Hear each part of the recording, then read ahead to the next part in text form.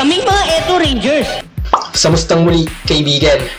Kung batang 90s ka, malamang pamilyar o napanood mo ang anime na to noon sa ABC5, ang Eto Rangers. Ang anime na ang mga bida ay hango sa Chinese Zodiacs. Para sa nostalgia, balikan nga natin ang anime na to na naging bahagi ng kabataan ng mga batang 90s. Samahan nyo kami ulit dito lang sa Eto Rangers. Ang pinaka natatandaan ko sa palabas na to ay kada episode, mamimili sa kanila ang sasakyan nilang si Clida o Quirinda nang ipapadala sa misyon na may kinalaman sa mga kwento sa libro.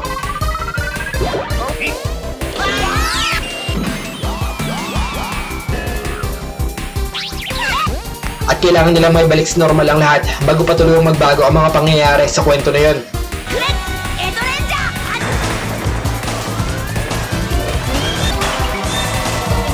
Pero para sa video na to, iisa-isayin nga natin ang mga bida, kung anong papel nila sa team, at kung anong mga kakayahan nila. Eto Rangers! Siyempre, una na nga dyan ang dagang si Baku Maru, na pinangalan ng Powell sa Tagalog dub. Siya ang may tuturing na leader ng grupo at kadalasang tumatapos sa laban gamit ang kanyang lightsaber.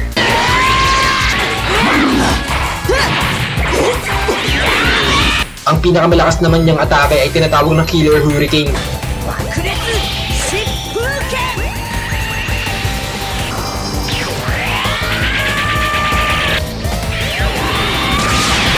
Siya rin ang tumatawag kay Clida upang i-purify ang kalaban. Bagay na kapag nagtagumpay ay susundan ng muling pagbabalik sa normal sa mundong yun.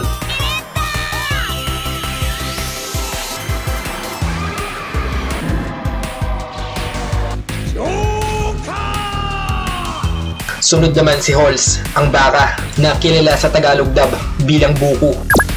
Bagamat isang ox, si Buku ay madalas na kalmado lamang at hindi madaling magalit. Bagay na nagbabago nga sa tuwing makakakita siya ng kulay pula, kung saan nagtatransform siya sa kanyang agresibong anyo.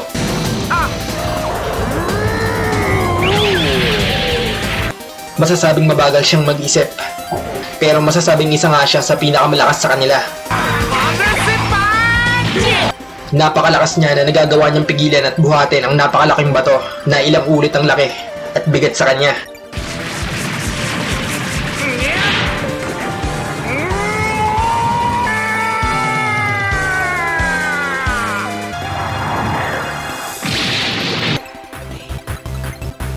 Si Gao naman ang tigre na kilala sa Tagalog version bilang Delacau. Hindi gaya ng mga tunay na tigre na kilala nga sa kanilang pagiging mabangis. Si Delacau ay nagtataglay ng busilak na kalooban. Lagi siyang handang sakripisyo ang sarili para sa iba. Siya rin ang tumulong kay Powell na malagpasan ng takot nito sa mga pusa. Gamit ang kanyang shades, may kakayahan siyang mag-transform at palakihin ng ilang ulit ang kanyang katawan.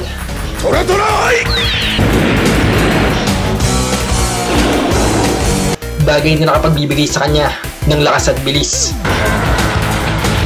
Si Cream ang kuneho. Kilala naman siya sa tawag na Kelly sa Tagalog dub. Siya ang nagsisilbing moral support ng mga Eto. Yun nga lang, isa siya sa mga hindi maaasahan sa aktwal na pakikipaglaban.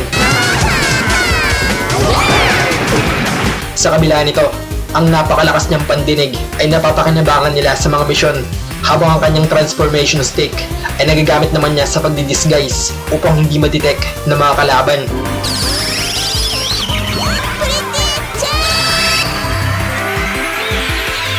May gusto siya kay Powell.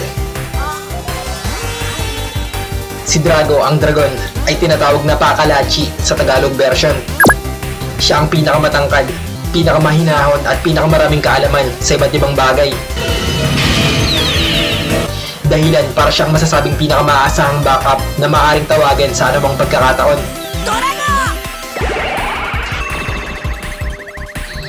Gamit ang kanyang mahiwagang bola, may kakayahan siyang baguhin ng anyo sa isang malaking dragon na bumubuga ng apoy.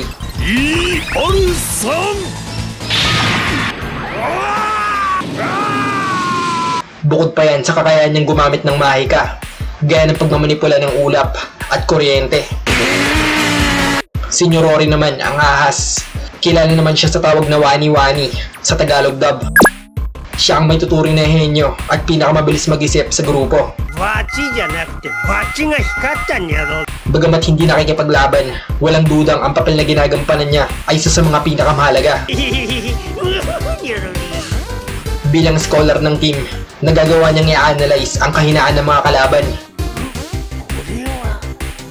Bagamat hindi niya nagagamit sa laban, may telekinetic siyang kapangyarihan, dahilan kaya napapagalaw niya ang gloves kahit wala siyang mga kamay.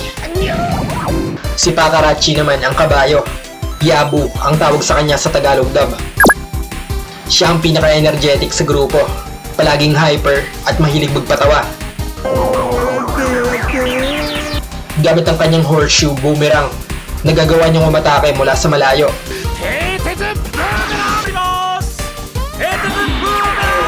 Napakalakas rin ng sipa niya na kayang bumasag nito ng diamond alloy. Bilang kabayo, siya ang pinakamabilis tumakbo sa kanilang lahat. Yun nga lang, hindi siya mahusay pagdating sa mga direksyon. Si Suple ang tupa ay tinawag na Cecily sa Tagalog dub. Sa tatlong mga babae sa grupo, siya ang masasabing pinakamahinhin at inosente. At dahil doon, madalas siyang makikitang nagde-daydream. Isa rin siya sa mga hindi nakikipaglaban. Ang pinaka naitutulong niya sa grupo ay nagagawa niyang mapabilis ang paghahanap sa mga bagay-bagay. Nagagawa niya makita sa radar nito ang lokasyon ng mga kasamaan o mga kagamitan.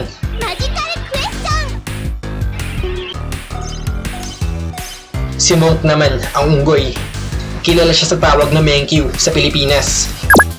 Dahil isang unggoy, siya ang pinakamakulit sa lahat. Mas marami pa ata siyang nagawang kalokohan kaysa sa napatumbang kalaban. Mas gugustuhin niya pa kasing mga prank at ipaubayan na lang ang pakikipaglaban sa mga kasamaan. Pero yun nga, kapag sa mga pagkakataong kailangan na niyang lumaban, masasabing may bubuga rin naman siya. Lalo na kapag may hawak siyang sandata.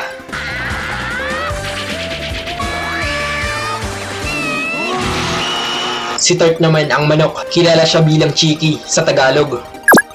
Bilang nakatatandang babae sa grupo, isa siya sa mga pinaka-nire-respeto. Yun nga lang medyo maikse ang pasensya niya. Siya lang rin ang nag-iisang miyembrong babae na hindi nagpapahuli pagdating sa laban. Sa katunayan, isa siya sa mga pinakamagaling pagdating dito dahil biyasa siya sa martial arts.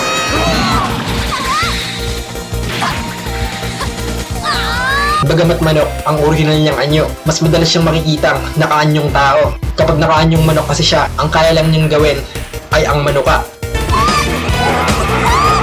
Si Pochiro naman ang aso at tinatawag na Yalong sa Tagalog dub. Meron siyang napakalakas na pakiramdam. Ikinararangal niya ang pagiging Eto Ranger, kaya sinesiryoso niya ng maigi ang kanilang mga misyon. Isa sa mga dahilan kung bakit palagi sila nagkakapikunan ng makulit na si Menkyu. Ang kanyang sandata ay tinatawag na Ruyibong.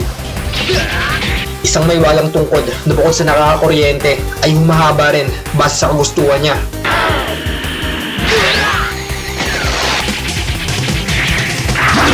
Dahil dito, si Yalong ay epektibo sa parehong opensa at depensa. At syempre, ang huling miyembro, si Uri, ang baboy ramo o BB sa Tagalog dub. Siya ang pinakabata at pinakamaliit sa 12. Palagi siyang takot at umiiyak, kaya hindi siya direktang nasasabak sa laban.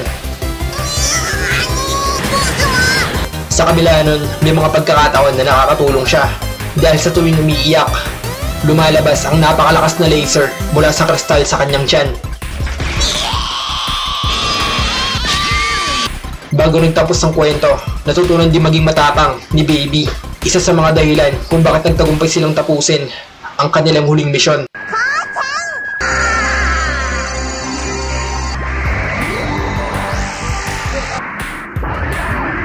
Delakaw, si Glinda, si Pakalachi, si Yalong, si Menkyu, si Kelly, si Baby, si Cecily, si Wani, Chiki, Buko, Pakalachi. Kaming mga Eto Rangers. Natatandaan mo pa ba ang kwento nito? Ilang taon ka nung pinapalabas to noon sa TV? Sino ang karakter mo dito kapag naglalaro kayo ng mga kaibigan mo sa kalsada? Comment mo na lang yung mga naaalala mo sa palabas na to sa comment section para mapag-usapan natin. At yon, hanggang dito na nga lang muna para sa video na to. Muli, maraming salamat sa panonood. Kalupon.